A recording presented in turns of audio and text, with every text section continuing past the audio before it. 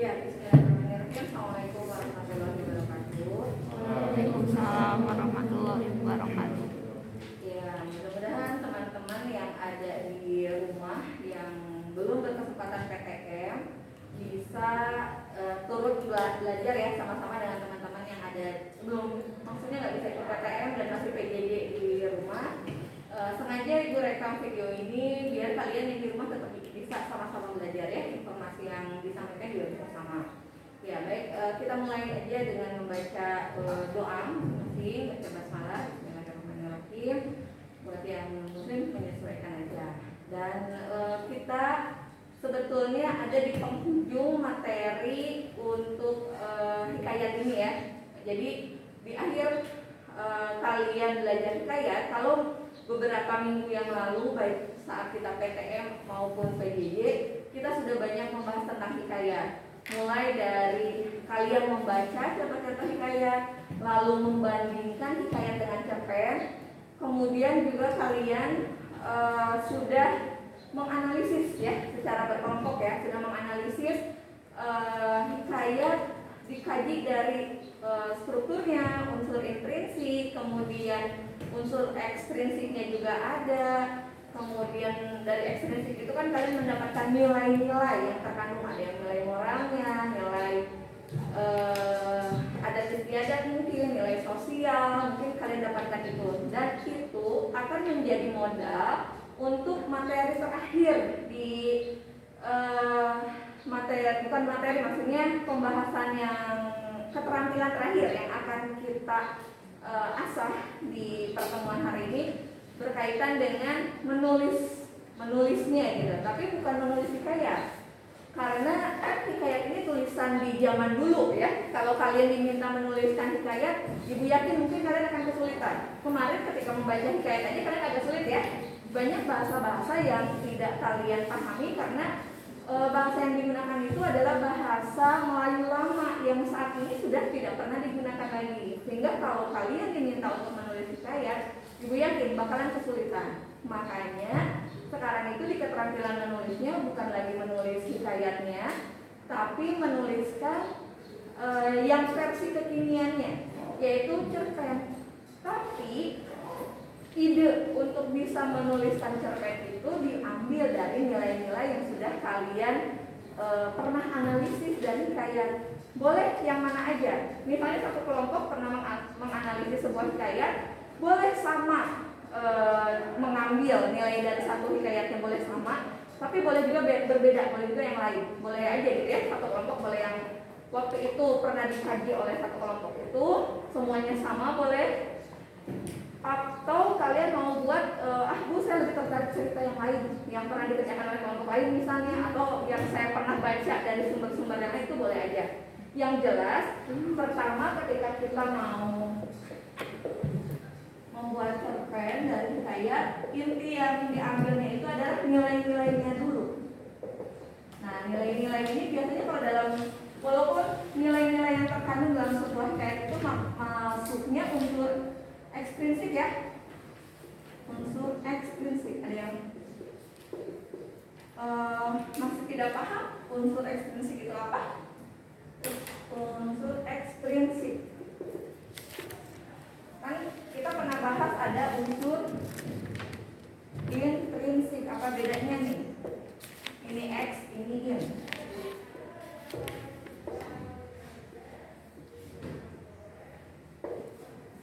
Jadi ada nilai-nilai yang terkandung, tapi sebetulnya ini mirip dengan unsur intrinsik yang ada dalam sebuah cerpen, dalam sebuah cerita. Biasanya unsur apa nih kalau nilai-nilai itu kaitannya?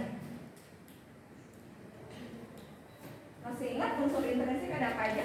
Tema, Ada tema, alur, latar, tokoh atau watak, ya, tokoh, sudut pandang, latarnya, terus sudut pandang, terus apa lagi? amanat, Iya, dan amanat. amanat. Nah, ini sebetulnya. Ya. Nah, ini sebetulnya kan nyambung ya. Amanat itu mirip kan? Mirip dengan nilai-nilai yang terkandungnya. misalnya kalau kalian masih ingat hikayat ikan todak dan apa tuh yang waktu itu saijaan dan ikan todak. Masih ingat pesan-pesan yang bisa kita ambil dari cerita itu apa kira-kira? Masih ingat? Atau hikayat ini aja lah yang kalau yang ikan todak masih ingat gak ceritanya? Amanatnya. Iya, amanatnya apa? Kita harus selalu berbuat dan bersikap baik kepada orang agar orang tersebut pun baik pada kita. Iya, misalnya harus senantiasa berbuat baik. Nah itu kan amanatnya ya, harus selalu berbuat baik. Nah ini kan adalah amanatnya. Nah ini termasuk nilai-nilai apa nih untuk berbuat baik itu? Nilai apa? Moral, adat istiadat, Moral. moral ya. Nah nilai-nilai moral bisa dipahami. Jadi isi pesannya itu ada di amanat dan kategori pesan ini tuh berupa apa gitu ya, nilai-nilai amanat apa, nilai-nilai yang terkandungnya itu tentang apa, tentang moral, terus nilai sosial kah gitu, atau yang lain-lainnya bisa banyak. Jadi dari nilai-nilai ini bisa banyak sebetulnya. Nah dari ide ini, nah, gua akan pakai pistol yang merah biar kelihatan.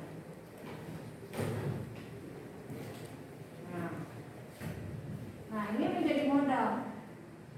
Nilai-nilai akan menjadikan sumber inspirasi kalian untuk bisa menulis. Menulis apa yang diminta adalah menulis cerpen. Makanya kemarin ibu minta kalian baca dulu, sekalian melatih literasi kalian juga biar kalian dapat dulu nih inputnya. Kalaupun ada yang memang belum punya pengalaman, tapi kalau di antara kalian ada yang sudah punya pengalaman untuk bisa membuat cerpen, ya tinggal di sinkronkan ya, dicocokkan sesuai tidak gitu. Nah, ada pun langkah-langkahnya tadi dari teman-teman kalian udah banyak nih. Ada yang awal mengambil amanat dulu, ada yang awal menentukan genre. Genre itu jenisnya ya, mau apa jenisnya, misalnya yang romantis kan misalnya gitu ya, atau mau tentang apa namanya itu, science fiction misalnya gitu, bisa banyak gitu ya. Yang science fiction genrenya bisa banyak. Biasanya yang kalian suka mah horor ya, horor gitu. Atau banyak lagi yang lain-lainnya untuk genrenya. Kemudian ada yang mulai dari amanat, ada yang mulai dari tema, lalu ada juga yang membuat dari alur, ada juga yang menentukan tokohnya dulu, misalnya tokoh utamanya mau siapa aja gitu ya. Bisa juga seperti itu. Nah, ibu mau berbagi nih.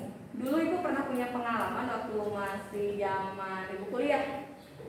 Ibu juga sebetulnya awalnya tidak bisa menulis cerpen, tapi karena tugas kan mau apa lagi ya, harus dicoba gitu. Biasanya kalau kita dalam kondisi terdesak, mau tidak mau kita jadi mencoba gitu. Nah, ibu mau berbagi dulu, ibu pernah membuat sebuah cerpen yang inspirasinya itu diambil dari pengalaman. Cara yang paling mudah menjadikan sumber inspirasi kita itu dari pengalaman yang pernah kita alami. Nah, misalnya kita tadi sudah baca sebuah hikayat, kita ambil dulu nilai hikayatnya, dikaitkan dengan pengalaman yang pernah kita alami. Misalnya apa? Nah, dulu kalau ibu ya setiap lebaran, ibu di keluarga itu ya, waktu zaman ibu menceritakan, ibu berbicara tema dulu nih. Nah, dulu temanya itu yang ibu pilih adalah temanya itu mudik lebaran.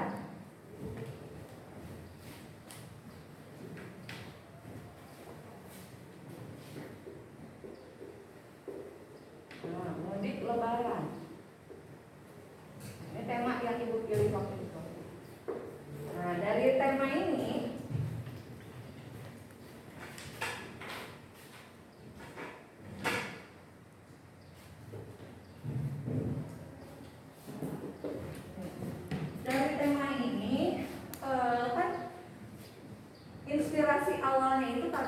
setiap Lebaran itu selalu punya tradisi mudik. Kan ibu ini mulai menentukan tokoh ya. Tokoh dan penokohan. Di sini ibu sebagai akut, di sini ada tokoh akutnya. Itu ya, bisa pakai simbol gini lah ya. Kalau di main map ya, ada tokoh akutnya. Terus ibu punya 2 orang adik.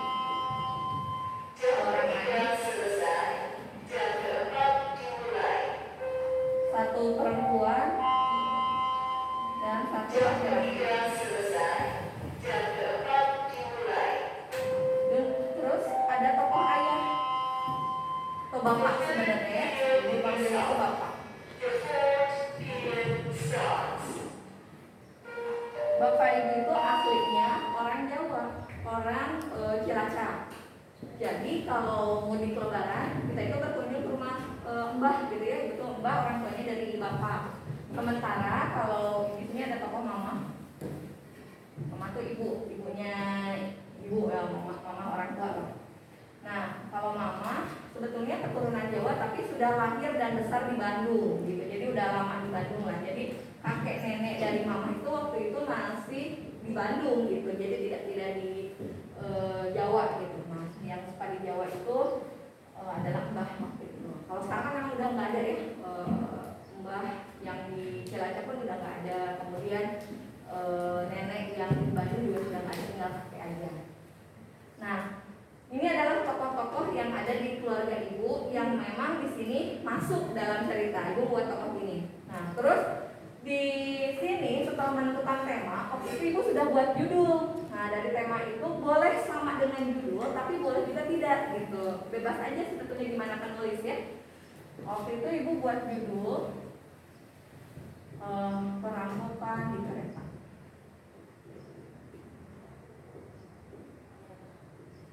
Nah, ini berkembang jadi judul dari tema yang sudah dibuat.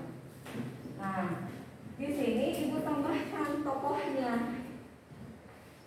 Kan ini memang dari latar yang dibuatnya itu kan latar ketika lebaran ya. Latar waktunya. Mudik lebaran itu kalau ibu biasanya karena ada nenek atau kakek dari mama di Bandung, sehingga lebaran pertama, hari pertama biasanya masih di Bandung. Kita mudiknya itu di lebaran kedua. Nah, ini adalah setting waktunya. Jadi H+1 gitu ya, H+1 lebaran waktunya. Terus tempatnya, nah ibu gunakan settingnya itu karena di kereta api ya maksudnya. Ini itu di stasiun dan di kereta api. Kereta apinya itu di gerbong. Nah, ibu buatnya gini awal tuh. Waktu, tempat, dan suasana ya. Nah, suasana nanti akan ibu isi. Sekaligus ibu menceritakan alurnya. Nah, ini latar yang sudah ibu buat. Ini tokohnya. Nah, di sini ada tambahan tokohnya itu ada 2 orang kakek. 2 kakek. Terus ada 1 orang pria misterius. Terus yang ketiganya ada wanita separuh baya.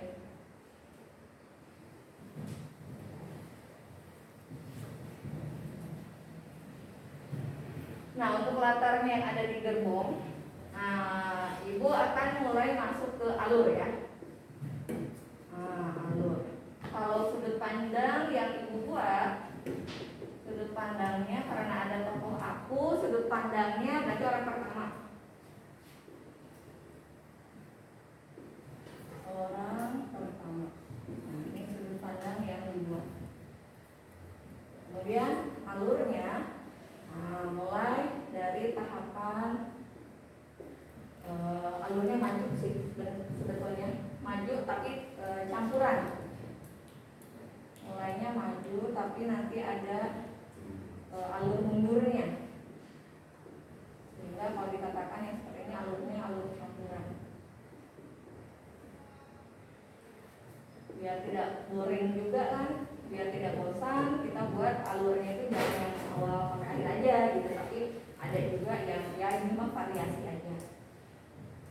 Nah, kemudian untuk tahapan alurnya ya awal tadi ibu mengenalkan dulu ya siapa tokoh-tokoh yang ada dalam cerita itu. Ibu memperkenalkan adik, kemudian memperkenalkan ibu, mama, bapak gitu.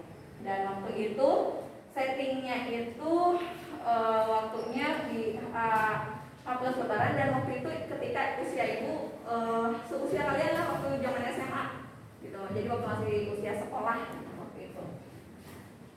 Jadi tokoh akunya anak SMA ceritanya.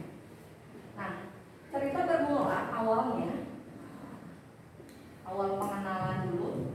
Di sini pengenalan tokoh tadi. Terus pengenalan latar. Nah, latarnya awalnya biasanya kita berangkat H+1 itu dulu ada kereta pagi. Dan keretanya waktu itu kereta jurusan ekonomi. Ya maklum lah orang tua itu ya, bapak itu cuma PNS kan, jadi yang gajinya benar-benar pas-pasan, sehingga kalau mau mudik tuh cari yang paling ekonomis, yaitu pakai kereta ekonomi. Nah, kalau kalian ada yang pernah naik kereta ekonomi, kalau sekarang udah nyaman naik kereta ekonomi.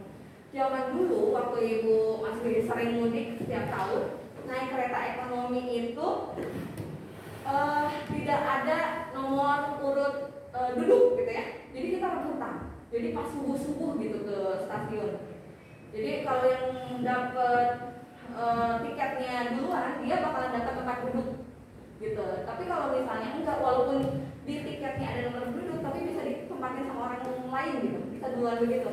Nah, waktu itu kita pergi dari rumah itu sekitar 5:30 lah. Karena si kereta biasanya berangkat jam 6. Rumah itu kan di daerah Sariwates ya, dekat SMA 16 dan dekat ke stasiun Kiara Condong gitu. Nah, ketika di situ kita kan cuma kurang dari 30 menit juga nyampe lah gitu ke stasiun. Nah, kita berangkat. Kami berangkat dari rumah 5:30, terus nyampe di stasiun ngantri gitu ya. Biasa bapak ngantri untuk beli tiket. Nah, pas sudah dapat tiket kita masuk ke kereta, dan di gerbong kereta ya karena ini kayak gerbong kereta kan juga. Kalau ada yang pernah naik kereta nggak? Nah, ini kita masuk dari sini tangganya gitu. Kita masuk, ini ada kursi gitu kan. Karena tadi ya sudah rebutan tempat duduk, kita nyari tempat posisi yang sisa aja gitu kan. Jadi inginnya kan kita tuh ada berempat kan, berlima, 1, 2, 3, 4, 5. Nah, biasanya kan karena adik ibu itu yang laki-laki masih SD gitu, masih bisa dipangku lah sebenarnya. Inginnya kan kita duduk di posisi yang berhadapan gini kan. Tapi karena memang sisa yang kosong, ya udahlah waktu itu ibu sama adik ibu yang perempuan, adik ibu yang kedua itu perempuan, yang bungsu laki-laki. Nah, ibu sama adik ibu di sini duduknya. Nah, di sini ada si laki-laki misterius dan di sini ada si kakek-kakek. Nah, sementara orang tua ibu di sini, mama di sini, bapak di sini, sama adik ibu yang kecil di sini, bertiga. Jadi walaupun memang tidak berhadapan langsung, tapi masih kelihatan lah gitu ya. Nah, itu posisi duduknya. Nah, kalau ada nggak di sini yang orang Jawa Tengah pernah naik kereta? Tahu ya? Oh, oke. Itu tuh biasanya daerah mana ibu lupa, selalu lewat terowongan. Ya. Iya, nah kalau nggak salah daerah situ tuh kita lewat terowongan. Dan dulu itu si keretanya itu kan jelek ya. Sampai si kaca-kacanya ada yang pecah gitu, ada yang karena suka dilemparin ya. Katanya kan kalau ada yang main dari, kalau di Bandung mah Vikingnya gitu ya, kalau di Surabaya mah apa sih, baju hijau gitu kan ya, pokoknya kayak supporter bola itu kan kalau merusak si kaca-kaca keretanya, jadi nggak mulus gitu. Terus kondisi di gerbong-gerbong ini itu kotor, terus sirkulasi udaranya juga kurang bagus. Bahkan kalau sekarang udah nyaman, nggak ada pedagang masuk. Kalau dulu pedagang, tukang aqua banyak, terus tukang dagang segala macam makanan gitu pokoknya di sini teh publik gitu. Bahkan kadang ada yang berdiri juga gitu, nggak semuanya duduk. Kalau sekarang kan semua harus duduk. Kalau zaman dulu mah sampai ada yang berdiri, ada yang ngampar juga gitu. Pokoknya ya itu sangat berkesan lah ya. Sehingga kadang ada yang suka bawa ayam gitu. Jadi kebayangkan gimana hirup pikuknya gitu di suasana di dalam gerbong kereta gitu. Bahkan suka ada ibu-ibu yang bawa anaknya gitu terus nangis gitu. Aduh pokoknya berisik dan sangat tidak nyaman gitu. Nah ibu biasa karena dari dulu suka baca buku-buku cerita ya, ibu suka bawa buku cerita biar nggak jenuh karena perjalanan dari Bandung sampai ke Jawa Tengah itu sekitar 6 sampai 7 jam. Karena kereta ekonomi kadang bisa ya maksimal ke 7 jam lah gitu. Kan kebayang ya dari pagi jam 6 bakalan nyampe sekitar 7 jam ya berapa tuh? Gitu jam 2 jam 3 lah gitu. Karena kan kalau kita papasan dengan kereta bisnis atau kereta yang eksekutif kalah yang ekonomi katanya yang murah kan gitu. Jadi udah kebayang bakalan lama suka bawa buku aja buat baca-baca ke majalah gitu ya suka bawa. Nah, ketika di perjalanan pas lewatin terowongan, nggak apa sebenarnya cuma beberapa menit. Cuma karena nggak ada lampu di dalam lorong ini, nggak ada lampu, sehingga ketika lewat terowongan tuh benar-benar asli gelap aja gitu. Terus ketika gelap itu, di situ ada satu kejadian, ada ibu-ibu yang teriak histeris. Saat itu ya ibu lupa nggak cerita ini, wanita separuh baya. Sorry di depan orang tua ibu di sini yang kakek-kakek itu ada 2. Oh iya tuh 2 orang kakek-kakek. Zaman dulu karena settingnya di pas zaman ibu SMA itu pertama kali adanya HP ya dulu tuh. Adanya HP terus si kakek ini tuh, si 2 kakek ini tuh bawa HP. Terus mungkin karena HP baru ya, wah mereka tuh mainan HP aja gitu si kakek-kakek. Nah, di depan ibu ini yang wanita separuh baya. Nah, yang mencolok dari wanita separuh baya ini dia memakai seperti toko emas berjalan, pakai perhiasan. Bahasa Sunda nama runcuk, tahu runcuk. Pakai anting lah gitu, tapi gelap, gitu pokoknya mencolok aja. Nah, sementara di sini kenapa ibu sebut ada tokoh laki-laki atau pria misterius? Karena dia berpakaian serba hitam, pakai jeans, celana jeans warna hitam juga, jaket kulit hitam, pakai kacamata hitam dan raut mukanya tidak bersahabat lah gitu. Nah itu makanya ibu sebut di sini tokohnya laki misterius. Nah ketika masuk terowongan di situ ada suara wanita yang histeris. Kan kaget tuh ibu sama adik yang ada di sini. Dan ketika nggak lama sebetulnya kejadian itu. Ketika kita udah di tempat tadi yang terang, tiba-tiba yang misterius itu adalah si wanita separuh baya ini, si ibu-ibu ini. Dia itu kenapa histeris? Karena si perhiasannya tiba-tiba hilang. Ketika masuk terowongan gelap hilang. Wah gitu, wah gimana? Terus anehnya si lelaki misterius ini jadi nggak ada, hilang. Otomatis kita jadi berpikiran, oh jangan-jangan si lelaki ini juga si lelaki ini yang nyuri kan, gitu ya. Kita berpikirnya jadi kayak gitu kan. Wah jadi pada heboh aja di gerbong. Wah pokoknya perhiasan saya hilang dulu. Oh gitu lah, rempong ada si ibu ini. Terus si kakek-kakek ini tuh nggak lama ikutan heboh juga. Oh iya HP saya juga hilang. Wah gitu, jadi udah tadi mainan HP wae gitu ya, tiba-tiba jadi hilang. Pokoknya kita tuh jadi ricuh gitu, ricuh suasananya tuh. Nah, ketika begini kan bapak di sini tuh, aduh ini gimana nih, nggak ada petugas, mau coba cari petugas aja ya. Nah ini kan kalau di kereta itu ini ada perpindahan antar gerbong ya. Nah ini ke gerbong yang lainnya, bapak teh mau coba cari petugas aja ya, mau lapor gitu. Nah, ketika mau lewat ke sini, mau nyebrang, terus mau ke gerbong lain cari petugas, siapa tahu ada gitu. Lalu dihalangi, ternyata tiba-tiba ada si laki misterius tambah jadi 2 orang. Dan dia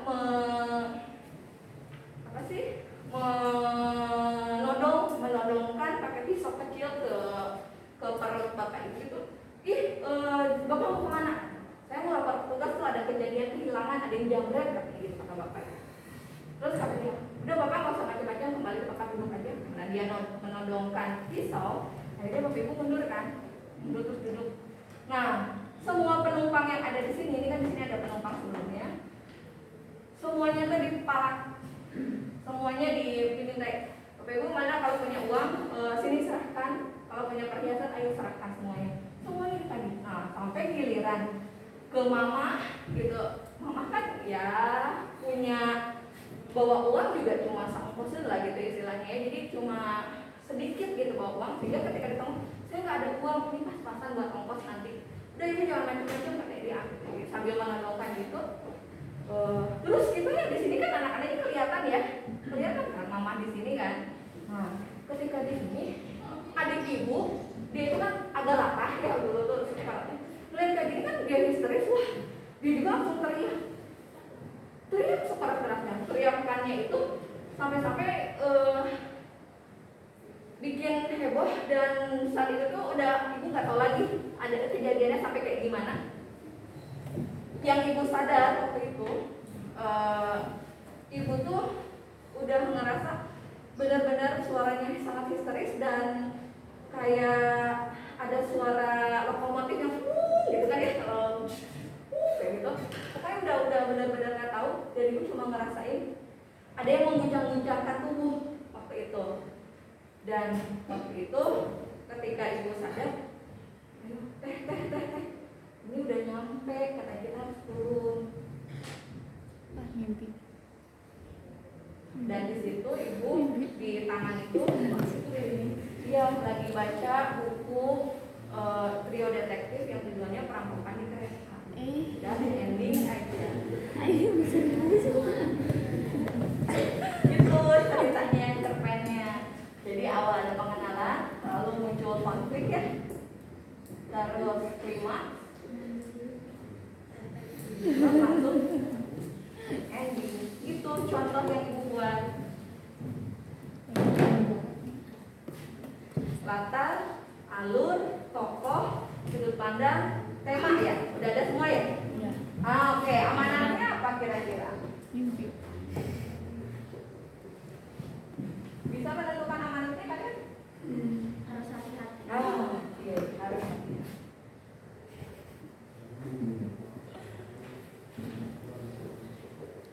Inilah contoh cerita cerpen yang pernah ibu buat dulu. Mungkin ini bisa jadi inspirasi buat kalian ketika kalian mau menulis cerpen, karena memang sekarang kalian akan ibu minta untuk menuliskan cerpen. Mau nulis langsung boleh, tapi ibu ingin tahu kerangka ininya. Jadi buat dulu mind map versi kalian. Mau buat ibu ini mind mapnya juga bagus juga ya, tidak terlalu bagus nih. Pokoknya yang penting ada poin-poinnya, ada tokoh, ada alur, ada sudut pandang, ada latar, ada amanat. Nah, kalian boleh buat versi kalian. Mau digambar, pakai warna-warni gitu, boleh, silahkan versi kalian. Sampai sini bisa dipahami? Bisa. Jadi ibu berharap dengan ibu memberikan contoh ini bisa menambah pengetahuan kalian atau menambah input biar kalian punya gambaran kalau mau nulis cerpen.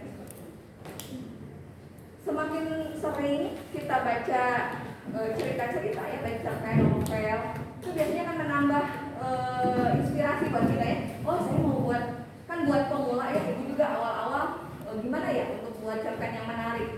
Ya udah kita karena tadi ibu suka cerita-cerita detektif, buat aja yang ceritanya itu yang memang genrenya berarti detektif kan gitu ya, tentang kisah yang memang kalau dibilang horor bukan horor gitu ya, tapi yang memang menarik aja lah, ibu pilihnya begitu. Kalian juga bisa begitu. Prinsip ATM boleh, amati, tiru, modifikasi. Yang penting ada modifikasi. Kalau di awal kalian mau melihat inspirasi, saya temanya atau tokohnya mau seperti cerita A, terus alurnya mau seperti cerita B, boleh gitu, kalian kolaborasikan semuanya. Yang jelas jangan sampai kalian kompas habis karya orang lain, itu yang nggak boleh, itu namanya plagiat. Tapi kalau kalian mau mengkombinasikan dari berbagai sumber, itu boleh gitu, karena kan buat pemula ya harus cari referensi dulu kan, seperti itu. Sampai sini ada yang mau ditanyakan dulu? Tidak ada? Oke, kalau tidak ada silakan kalian berproses, kalian buat rancangan untuk membuat sebuah cerpen. Jadi sekarang rancangannya dulu, tidak harus selesai hari ini cerpennya. Nanti kalau kalian mau selesaikan sampai minggu depan nggak masalah. Jadi yang penting sekarang ibu mau cek sampai akhir pelajaran tuh nanti rancangannya. Ada temanya yang kalian pilih apa, amanat yang kalian pilih apa, gambaran alurnya,